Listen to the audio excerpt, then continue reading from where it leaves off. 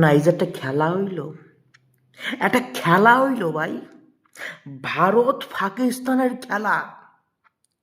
টেনশনে মোটামুটি বেশি বেশি কাঁপবে, এই এক্সপেকটেশনটা লইয়ে শোয়ালেতে আমি ফুরফুরা মূল্যে রয়েছি।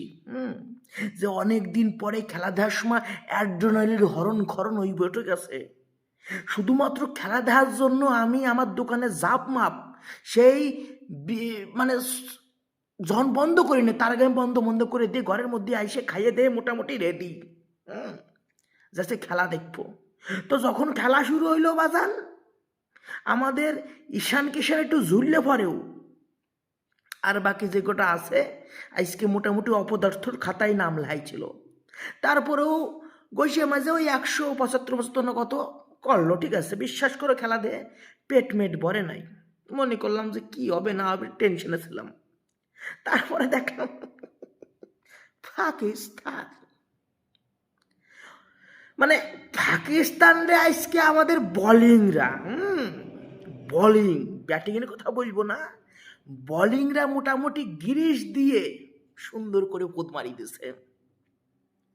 পাকিস্তানের নাম পাকিস্তান না হয়ে যদি পায়খানা হইতো, আরে সুন্দর মানাইতো।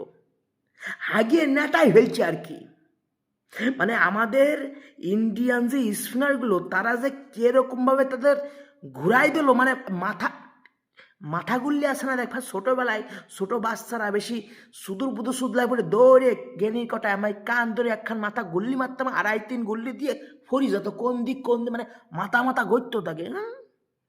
তো আমাদের স্পিনাররা পাকিস্তানের এরকম কানের লতি ধরে একখান গুল্লি মেরে দিছে।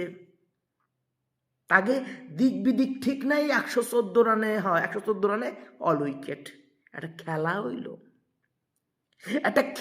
হইল। মানে আজকে দিনটা যেটা মনে হচ্ছিল একটা উৎসব ভাব আমার কাছে। কারণ পাকিস্তান ইন্ডিয়া, পাকিস্তান বাংলাদেশ, এই খেলাগুলো জাস্ট অমাইক লাগে আমার। আমি সারা বছর অপেক্ষা করি যে কবে এই শিয়ালকুত্ত যুদ্ধ বাজবো, ঠিক আছে। কিন্তু ভাই আজকে কন্টেস্টের মানে আমি বলছিলাম যে 50 রানে মানে 40 রানে হারবে, 40 দুগুনি 80, অলমোস্ট 80 রানে হারিয়েছে। মানে এরা কেন আসে খেলতি, কেন আসে? তারপরে তো আজকে আর অভিষেক খেলতে পারে নাই। যদি অভিষেক খেলতো ভাই, মিনিমাম 150 রানে আটতো এর আজকে, গ্যারান্টি। অপদার্থ টিম একটা, এবারে যেরকম সল সেরম তার বাবা।